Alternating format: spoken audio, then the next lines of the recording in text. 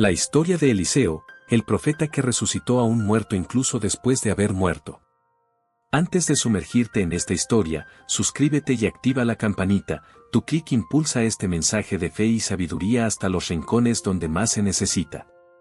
Gracias por ser parte. El fuego aún chisporroteaba sobre la madera humeante cuando la mirada de Eliseo se cruzó con la de Elías. Aquel instante, suspendido entre lo terrenal y lo divino, marcó el latido exacto en que un sencillo labrador se convirtió en heredero de un destino imposible. El cielo parecía contener el aliento, los cuervos guardaron silencio, incluso el viento, eterno susurrador de secretos, se detuvo para escuchar la voz de Dios. Así nació la historia de un hombre que abandonaría arado y familia para abrazar una misión que lo conduciría, más allá de la vida, a desafiar el poder de la muerte misma. Eliseo, hijo de Safat, no era un soñador ocioso. Vivía en Abel Meolá, una fértil llanura regada por un Jordán que, en épocas de lluvia, inundaba de esperanza los surcos de la cosecha. 12 yuntas de bueyes gemían bajo el sol, el polvo rojizo se mezclaba con sudor y paciencia, y Eliseo, a la cabeza de la 12ª yunta, ponía todo su vigor en romper la tierra endurecida. En su corazón no había más ambición que la de un campesino devoto: trabajar, honrar a sus padres y presentarse íntegro ante el Altísimo en cada sacrificio del templo. Pero los planes de Dios rara vez se ajustan a las costumbres humanas. Cuando Elías surgió entre las sombras de la colina, la luz que caía sobre su manto de pelo de camello y su cinturón de cuero parecía incendiar el aire. Aquel anciano profeta, temido por reyes y buscado por asesinos, caminaba con paso firme. No pronunció palabra alguna, no hubo saludo, ni consejo, ni profecía. Solo un gesto, arrojó su manto sobre los hombros de Eliseo y siguió su camino. Pero aquel lienzo áspero llevaba impregnada la voz del Dios de Abraham, de Isaac y de Jacob, un rugido silencioso que retumbó en las entrañas del joven labrador: sígueme. Eliseo se quedó petrificado. El sudor que le corría por la frente se heló al contacto con el manto profético. En segundos, las imágenes de su vida, la sonrisa de su madre, las manos curtidas de Safat, las siembras futuras, los días de vendimia, desfilaron ante él como un relámpago de nostalgia. Algo más profundo que el afecto familiar le inflamó las venas, un ardor santo, un llamado ineludible que exigía abandono total. Corrió tras Elías y, aún con la respiración entrecortada, gritó: «Déjame besar a mi padre y a mi madre, y luego te seguiré». «Ve y vuelve», respondió Elías, sin volverse: «¿acaso te he retenido?». Esa respuesta, breve como un susurro y cortante como un cuchillo, confrontaba al joven con la decisión de su vida. ¿Podía un hombre sencillo cargar con la antorcha del profeta que detuvo la lluvia 3 años y humilló a los sacerdotes de Baal en el monte Carmelo? ¿Podía sostener el peso de una palabra que desnudaba reyes, que convocaba fuego del cielo, que señalaba el pecado con dedo tembloroso pero firme? Eliseo no necesitó pensarlo 2 veces. Regresó al campo, reunió a sus amigos y parientes, y tomó la yunta de bueyes que había guiado desde niño. Con hachas quebró el yugo de madera, levantó un improvisado altar y, ante la mirada atónita de la aldea, inmoló a los animales sobre aquella pila ardiente. El banquete que nació de aquel sacrificio fue su despedida del pasado: pan recién horneado, carne asada, vino dulce, una fiesta donde las risas se mezclaban con lágrimas de incredulidad y un temblor de expectativa sagrada. Aquellos que asistieron contarían, décadas después, que nunca probaban un bocado sin recordar el olor a humo y promesa de aquella tarde. Cuando las brasas se consumieron, Eliseo se despojó de sus ropas campesinas. El manto de Elías cubrió sus hombros como una piel nueva. La yunta, el arado, la tierra recién roturada, todo quedó atrás, cenizas y memoria. Sin oro, sin provisiones, sin siquiera un bastón de peregrino, siguió los pasos del profeta hacia un destino desconocido. No sabía que atravesaría reinos hostiles, ni que bebería del arroyo de un juicio inminente sobre Israel, no sabía que vería carros de fuego surcar el cielo ni que, con su propia oración, cambiaría el curso de naciones. Solo entendía una cosa: Dios lo había llamado, y decir no habría significado morir en vida. En la penumbra que antecede al amanecer, Eliseo caminó junto a Elías. Cada paso era un pacto. Cada latido replicaba en su pecho la certeza de que el Eterno, en su misterio, escribe historias donde lo imposible es apenas el prólogo. Así terminó el capítulo del labrador y comenzó la crónica del profeta que un día, mucho después de que sus ojos se cerraran, obligaría a la muerte a retroceder con un simple roce de huesos secos. Apenas cayó el manto de Elías sobre las aguas turbulentas del Jordán, un trueno invisible sacudió el aire y el cauce obedeció al toque del profeta menor con la temeridad de un ejército derrotado.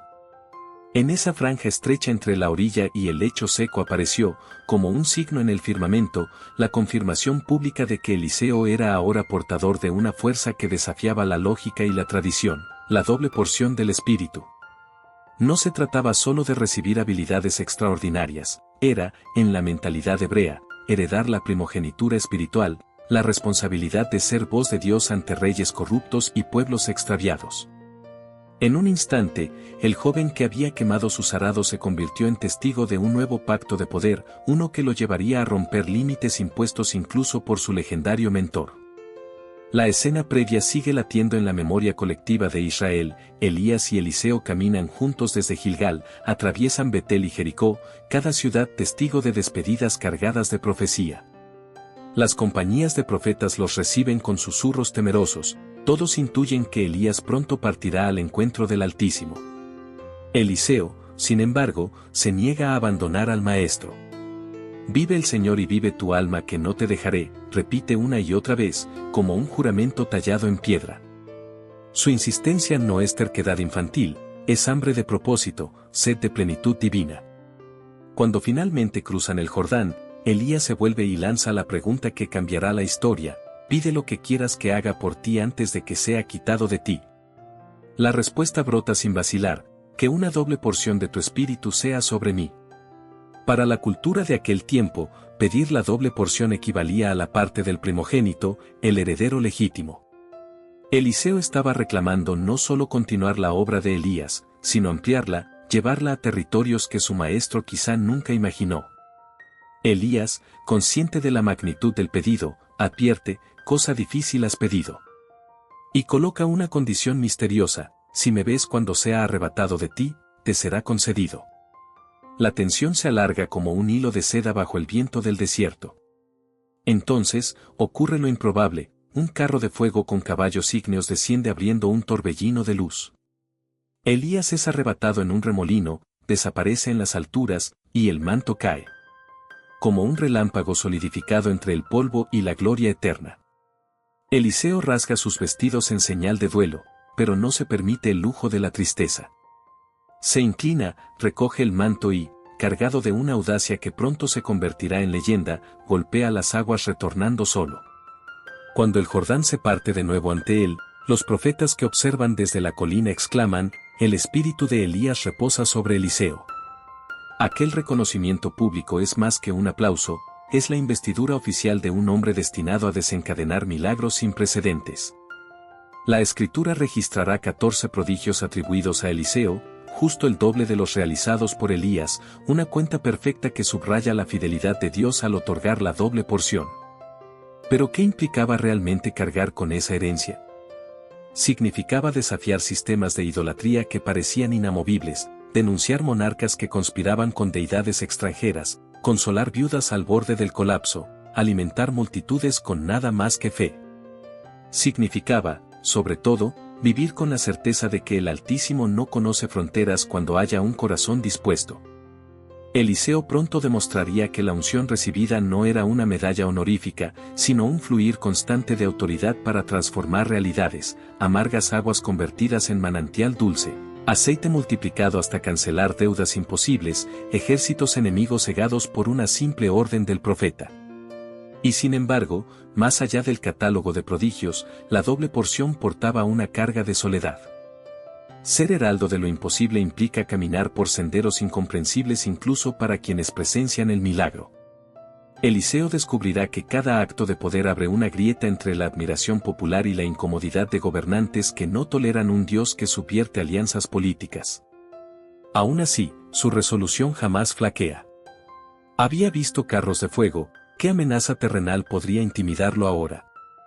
Su propia vida se convierte en una antorcha que ilumina dos grandes enseñanzas para nosotros hoy. La herencia espiritual no es privilegio, sino misión. La doble porción no se mide en títulos ni honores, sino en la capacidad de servir con mayor entrega, incluso cuando el reconocimiento es escaso o nulo. El poder de Dios se perfecciona en la obediencia radical. Eliseo quemó sus puentes, renunció a su pasado e insistió en permanecer al lado de Elías hasta el final, solo así estuvo preparado para recibir la plenitud prometida. Así, bajo el sol ardiente de una tierra sedienta, Eliseo se alza como un testimonio viviente de que Dios multiplica los sueños de quienes se atreven a pedir más. La historia apenas comienza, los milagros que siguen demostrarán que la doble porción no fue un espectáculo aislado, sino la llave que abrirá ataúdes, sanará reinos y, años después, retumbará hasta en los huesos secos de un profeta que se negó a creer en límites humanos. Las aguas de Jericó llevaban años matando cosechas y encendiendo fiebres, olían a muerte lenta, a promesas rotas, a campanas fúnebres que resonaban antes de tiempo.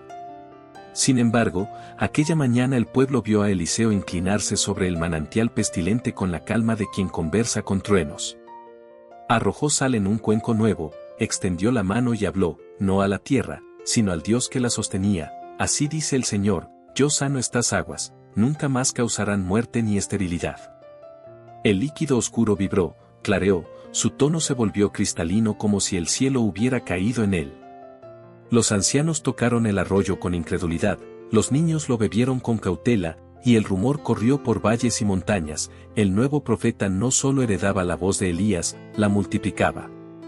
¿Quién sana un manantial enfermo, que no podrá hacer con los pozos del corazón humano? Aquel fue el umbral. Tras la purificación de Jericó, los milagros comenzaron a tejerse unos con otros como eslabones de una cadena indestructible. Cuando el polvo de la sequía se posaba sobre las moradas de Israel, Eliseo aparecía con una palabra capaz de alterar la física y el destino. En Sunem, cierta viuda ahogada en deudas veía acercarse a los acreedores con la misma certeza con la que se acercaba la noche. Tenía solo un frasco de aceite, demasiado pequeño incluso para la piedad. Eliseo le pidió vasijas prestadas, tantas que los vecinos tuvieron que vaciar sus manos para llenar sus patios. Selladas las puertas, el aceite comenzó a manar como si estuviera conectado a un océano subterráneo. Cada recipiente rebosó hasta el borde, ninguno quedó a medio llenar, la angustia se transformó en un mar dorado que pagó las deudas y compró el futuro de sus hijos. Aquella viuda comprendió que Dios no administra la miseria, derrama abundancia hasta que la desesperación deja de reconocer su nombre. El eco de su fama llegó a palacios paganos. Naamán, comandante de los ejércitos de Aram, lucía reluciente armadura sobre una piel marchitada por la lepra. Orgulloso, llevó caballos, plata y oro esperando un gesto dramático del profeta, halló en cambio una instrucción sencilla, sumergirse 7 veces en el Jordán, el mismo río que Eliseo había cortado con el manto. Naamán luchó contra su arrogancia más que contra su enfermedad. El barro del Jordán le cubría el rostro cuando finalmente se rindió, y al emerger la 7ª vez sintió la piel tersa como la de un niño. Aquel hombre, que había llegado creyendo en su poder militar, regresó confesando que no hay Dios en toda la tierra fuera del Dios de Israel. El milagro no solo curó un cuerpo, quebró un imperio de orgullo y derribó muros invisibles entre naciones. Mientras tanto, en los campos de los profetas, el hambre acechaba a 100 hombres que solo tenían 20 panes de cebada y espigas recién cosechadas. Eliseo tomó la cesta y pronunció una palabra que rompía la lógica de la escasez: den de comer a la gente, porque así ha dicho el Señor, comerán y sobrará. Las manos se movieron temblorosas, pero el pan se multiplicó entre ellas como si cada miga contuviera un universo. Al final, todos comieron y recogieron sobras, testigos de que para Dios el excedente no es derroche, sino señal de su generosidad inesgotable. Incluso los oficios humildes encontraron refugio en su compasión. Junto al Jordán, un aprendiz dejó caer al río la hoja de hierro de un hacha prestada. Para los pobres, perder una herramienta era perder la dignidad. Eliseo cortó una rama y la lanzó donde el metal se hundía. El agua se agitó y, contra toda ley de densidad, el hierro flotó como si fuera madera. No hubo trompetas ni coros angélicos, solo el rescate silencioso de una vida cotidiana. Para Dios, Lo ordinario nunca es insignificante, el mismo poder que resucita muertos puede hacer levitar un pedazo de hierro por puro amor a un jornalero. A veces el prodigio era una palabra adelantada a la tragedia.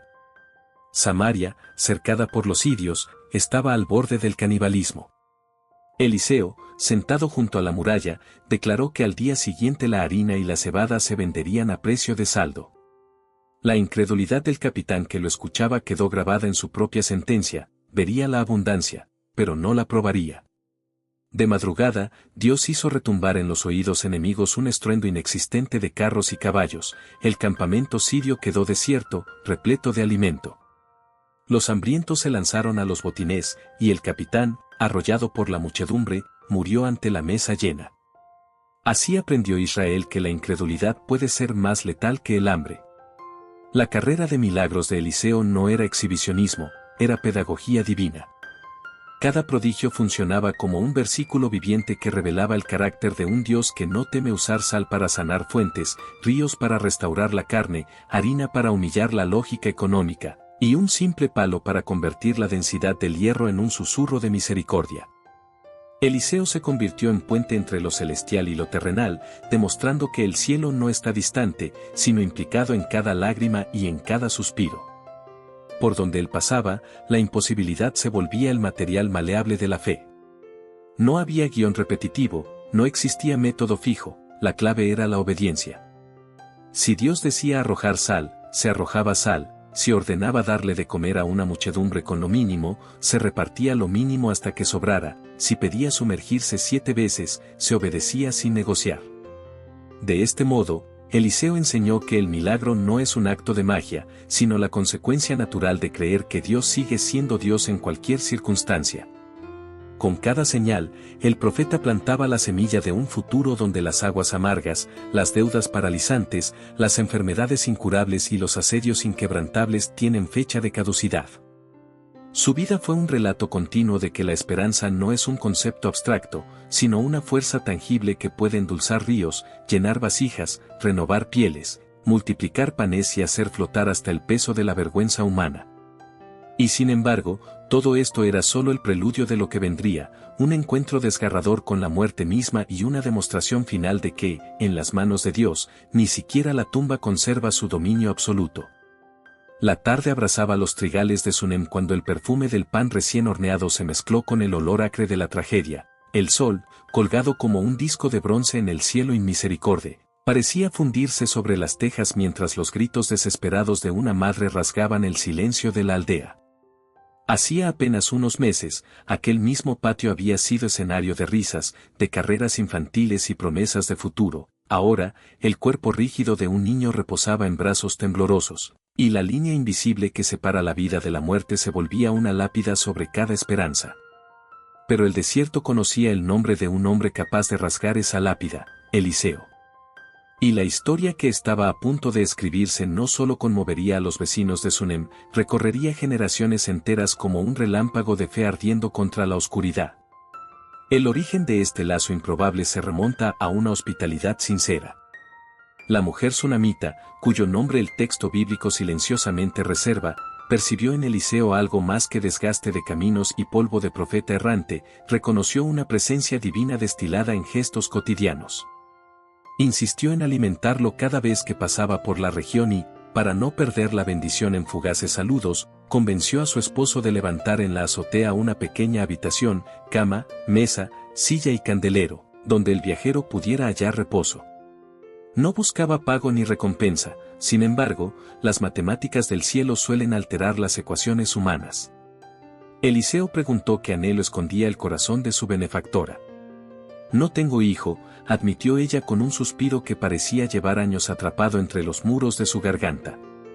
El profeta declaró entonces la promesa que abrió un parto en la fe antes que en la carne: «El año que viene, abrazarás un hijo». Y así fue, el vientre estéril floreció, y la risa de un pequeño varón llenó al fin los pasillos silenciosos. Aquel niño creció como un brote dorado en tierra reseca, hasta que un día, en medio de la cosecha, el sol clavó su lanza de fuego sobre la cabeza del muchacho. mi cabeza», clamó, desplomándose entre gavillas. Lo llevaron con delicadeza a su madre, pero el pulso se apagó poco a poco, como brasa sofocada por arena. La mujer lo sostuvo hasta notar que el aliento se le escurría por los labios, no emitió llanto desgarrado ni se dejó caer en histeria. Con una entereza que parecía desafiar los latidos de su propio pecho, ascendió la escalera y depositó el cadáver sobre la cama del profeta. El lecho construido para la vida albergaba ahora la muerte. Cerró la puerta tras de sí y actuó con urgencia sagrada, ordenó preparar un asno y salió rumbo al monte Carmelo, donde Eliseo se encontraba. El camino abrasador parecía conspirar contra la esperanza, pero la mujer no cedió espacio al desaliento. Cuando el profeta la vio venir, envió a su criado Gesí para preguntar si todo estaba bien. La respuesta fue tan breve como valiente: todo está bien. No era mentira ni resignación, era la convicción de que la palabra de Dios no podía terminar en funeral. Al alcanzar a Eliseo, se arrojó a sus pies con la determinación de quien abraza un altar. ¿Acaso te pedí un hijo, Señor mío? ¿No te dije que no me engañaras? Era su manera de recordar al cielo que una promesa de vida no puede fenecer sin que la justicia divina se vea comprometida. Eliseo comprendió la seriedad del momento, entregó a Gesí su báculo para que lo colocara sobre el rostro del niño, pero la madre se negó a regresar sin la presencia del profeta mismo. Vive el Señor y vive tu alma que no te dejaré. La fe, esa que provoca temblores en los cimientos de lo imposible, había decidido que no bastarían intermediarios, exigía la fuente directa de la unción. Eliseo llegó a la casa y subió a la habitación cuya atmósfera le devolvió el peso del milagro pendiente. El cuerpo yacía frío, ajeno al murmullo de la vida, pero la promesa ardía con el calor de 1000 soles en la conciencia del profeta. Cerró la puerta, el silencio se hizo tan denso que pudo sentir sus propias pulsaciones marcando un ritmo de intercesión. Entonces se tendió sobre el niño, ojos sobre ojos, manos sobre manos, boca sobre boca. El calor de Eliseo empezó a transferirse al cadáver, era como si la sangre, obediente a una ley superior, recordara el camino de regreso a los tejidos inertes. El profeta caminó por la habitación, oró con gemidos que no cabían en las palabras y volvió a postrarse sobre el cuerpo. 7 veces respiró sobre él una neumática gracia que perforaba el velo de la muerte. De pronto, el niño estornudó 7 veces, un gesto casi trivial y a la vez monumental, y abrió los ojos. Aquellos estornudos se convirtieron en clarines anunciando que la tumba había sido desalojada, que la sentencia había sido revocada y que el cielo aún sostenía su firma sobre cada promesa.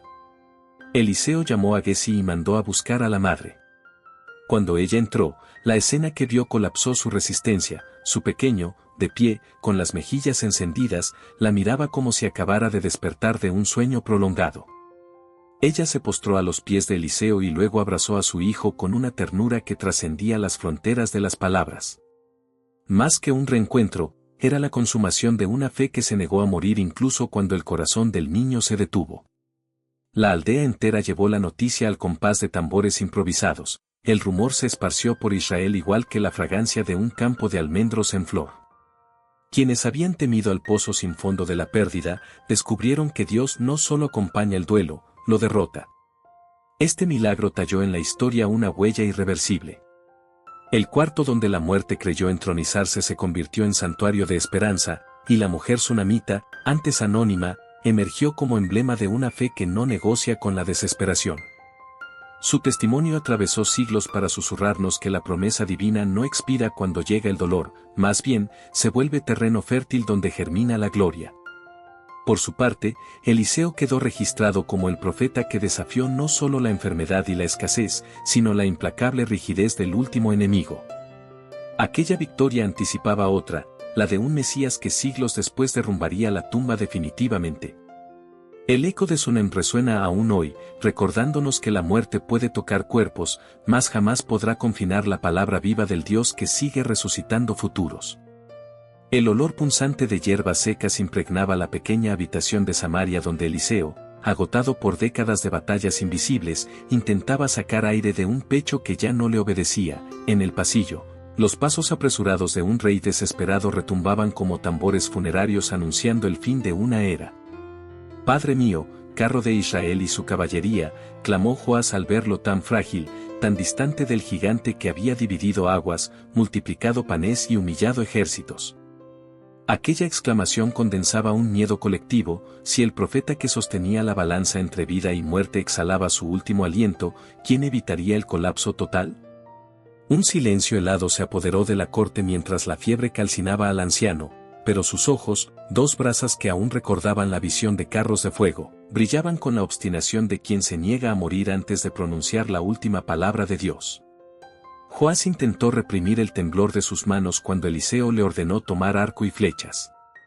Apenas pudo tensar la cuerda. Sin embargo, el profeta apoyó su palma sobre la mano real, y la unión de ambos desplazó la flecha hasta la ventana oriental.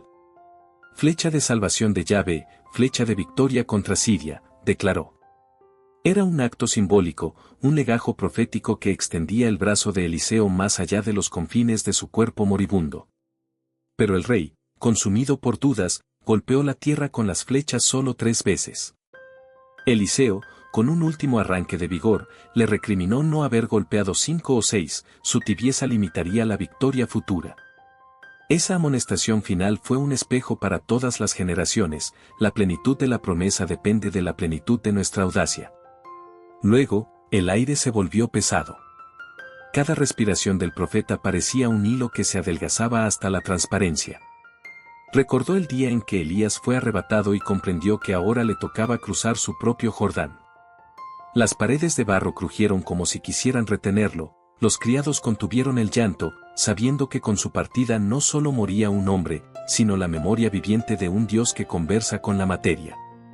Eliseo cerró los ojos y, acaso por última vez, revivió la sinfonía de milagros que había dirigido, el agua enferma de Jericó curada, el aceite que fluyó sin fin, la carne leprosa que se tornó suave, el hierro que flotó contra todas las leyes, y, sobre todo, el pequeño tsunamita que estornudó 7 veces para probar que la muerte puede ser apenas una puerta mal custodiada. Con una paz ajena a la preocupación de los vivos, exhaló su espíritu y, en un susurro imperceptible, entregó al Eterno la llave de cada prodigio. La noticia corrió como incendio en paja seca: Eliseo ha muerto. Las plazas se llenaron de lamentos y los ancianos rasgaron sus mantos en señal de duelo. Se creía que la unción, esa chispa que incendiaba lo imposible, yacía ahora sepultada bajo bloques de piedra caliza, confinada a la oscuridad de una tumba sin más eco que la humedad.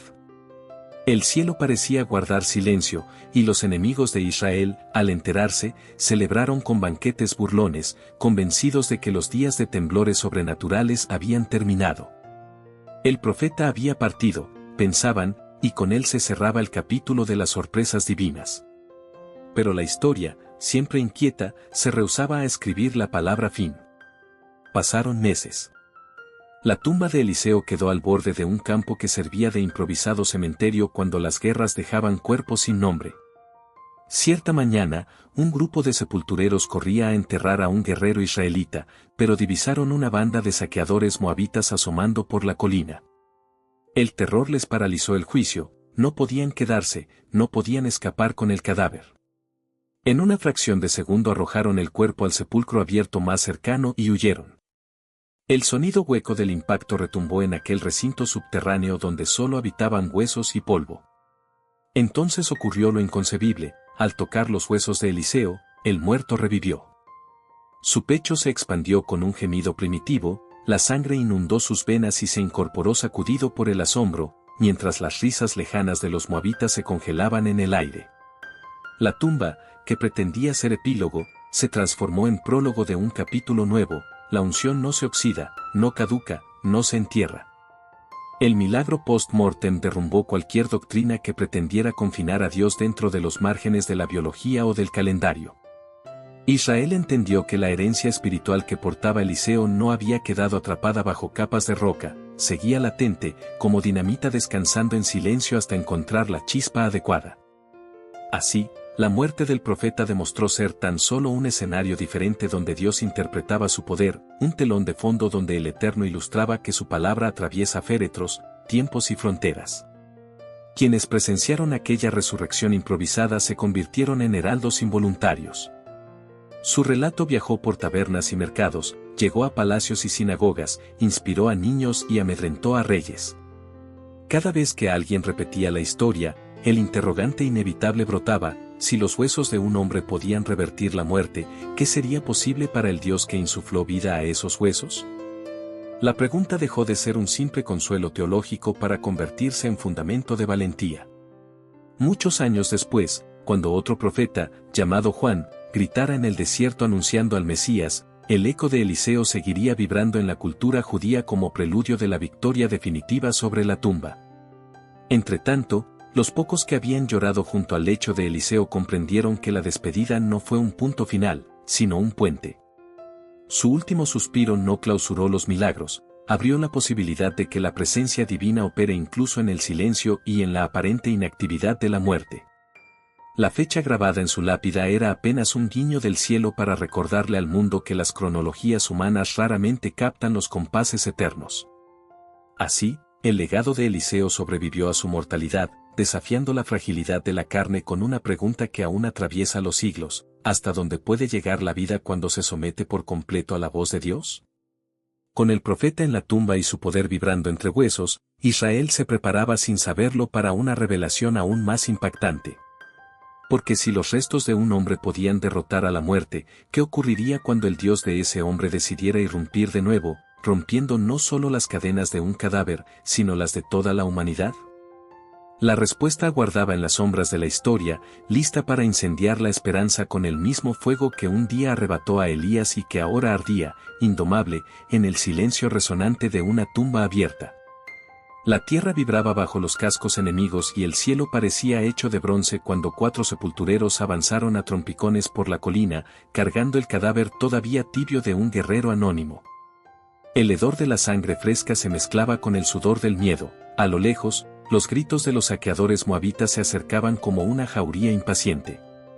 Cada latido de los vivos sonaba en sus oídos como un mazo a punto de romperse. Sabían que, si los alcanzaban, la muerte ya no sería cuestión de un solo cuerpo. Pero la tierra no ofrecía refugio ni tiempo. La única tumba cercana, una abertura de piedra cubierta de maleza, pertenecía al profeta Eliseo, el hombre cuyo aliento había llenado vacíos con prodigios. Sin más opción y temblando de urgencia, arrojaron al difunto dentro de aquel sepulcro y huyeron colina abajo, dejando tras ellos silencio, polvo y un misterio esperando explotar. El cuerpo cayó con un golpe sordo que resonó entre paredes frías, costillas contra roca, brazos extendidos, el cuello inclinado en ángulo imposible. Durante un instante, solo el eco devolvió la brutalidad del impacto. Entonces, algo quebró la lógica de todos los cementerios de la historia. Los huesos resecos de Eliseo, intocables desde hacía meses, se convirtieron en un manantial invisible de energía divina. Bastó un roce, piel muerta sobre osamenta santa, para que la sangre del guerrero recordara su destino.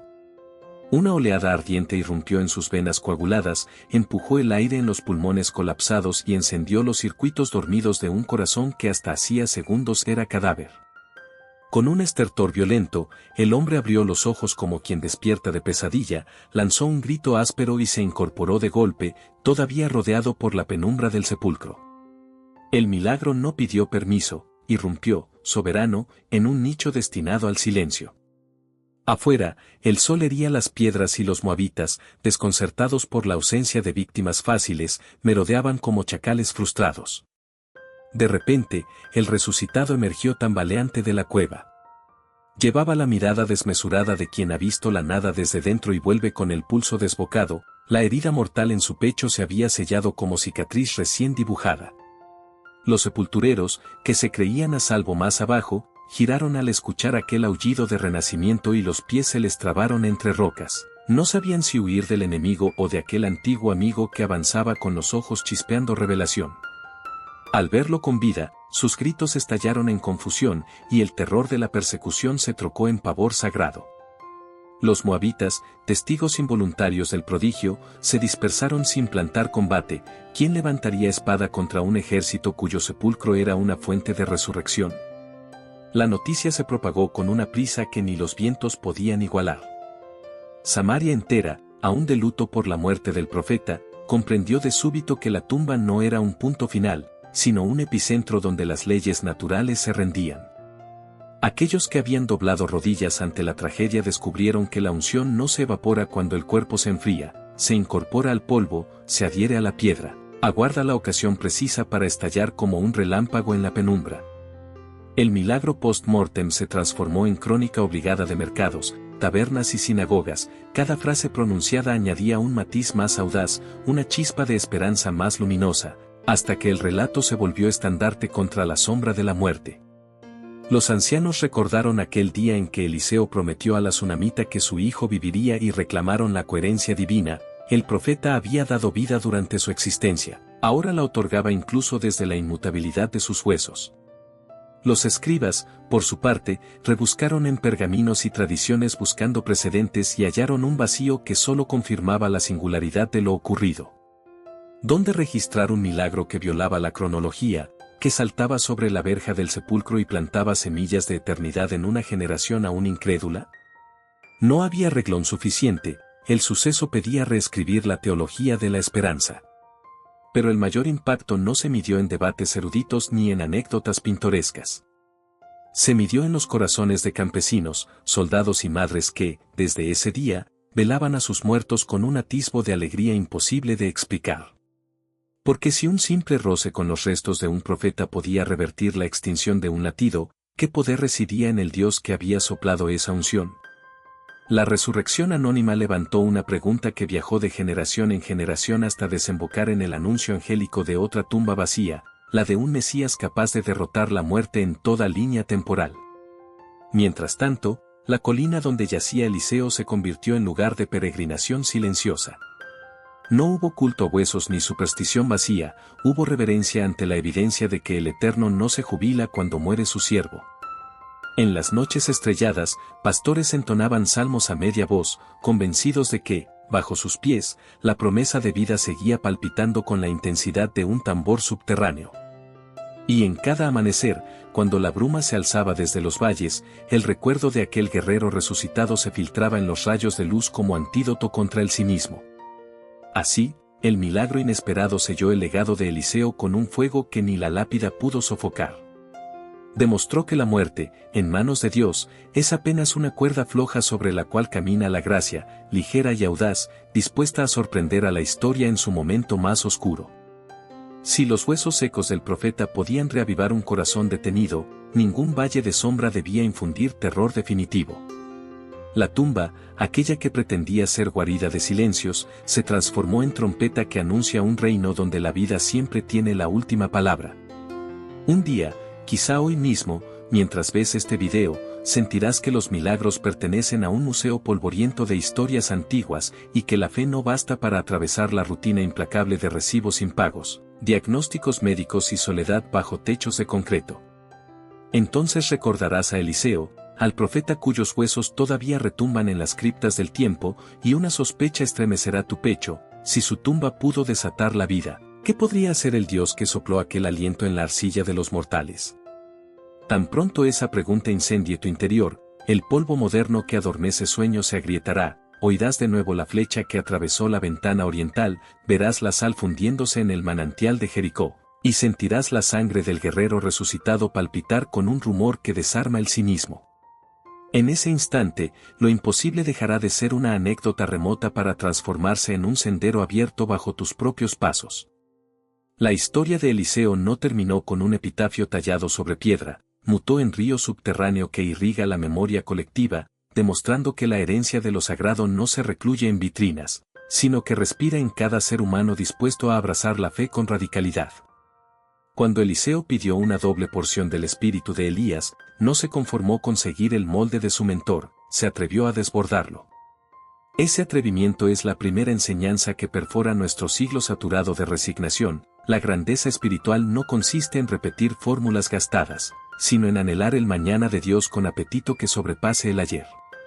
Quien se conforma con el mínimo indispensable jamás hará temblar los muros de Jericó emocionales que encarcelan su destino. El legado del profeta también nos recuerda que la obediencia a menudo exige quemar los arados, esa metáfora despiadada que arranca de raíz nuestras seguridades. Eliseo renunció a la estabilidad agrícola, a la honra de sus padres, a la comodidad de un futuro previsible. Cambió surcos fértiles por carreteras polvorientas, repletas de peligros políticos y demonios invisibles que rondaban los desiertos de Israel. Cada espectador que hoy suspira por un cambio radical debe preguntarse qué arados personales está dispuesto a sacrificar, tal vez la falsa paz de un empleo sin propósito, la cadena sutil del rencor, la idolatría dulzona de la aprobación social. El fuego que consume viejas estructuras es el mismo que abre espacio a la lluvia de los milagros. Sin embargo, el testimonio de Eliseo tampoco se agota en la épica de prodigios. Resuena con un timbre familiar en el cuarto de una madre que vela a su hijo enfermo, en la oficina donde se firman despidos masivos, en la sala de emergencias donde una radiografía pinta futuros sombríos. En cada uno de esos escenarios, el mensaje subyacente es idéntico: la presencia de Dios puede irrumpir inesperadamente y cambiar el guión, pero suele hacerlo a través de personas que se atreven a declarar una palabra de vida cuando todos ya redactaron la necrológica. Eliseo fue esa voz. Hoy, el eco de su nombre te invita a hacerlo tú. Observa que los milagros del profeta no siguieron un patrón reproducible, fluyeron al compás de una sensibilidad aguda al susurro divino. A veces fue sal, a veces aceite, a veces un palo flotando en el Jordán.